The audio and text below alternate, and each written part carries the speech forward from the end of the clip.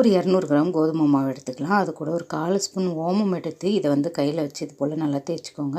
இப்படி தேய்க்கும்போது நல்லா ஃப்ரெஷ்ஷாக அதுலேருந்து வாசனை வரும்.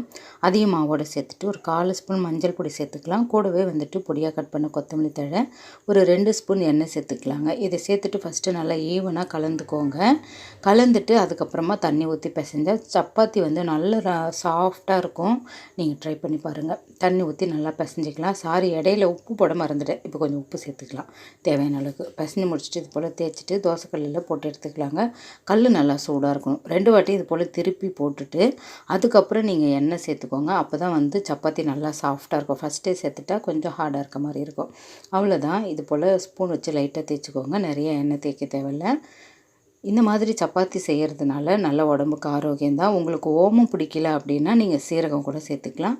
இது கூட வெங்காயம் தக்காளி சட்னி சூப்பராக இருக்கும். எனக்கு ரொம்ப பிடிக்கும். ட்ரை பண்ணி பாருங்கள்.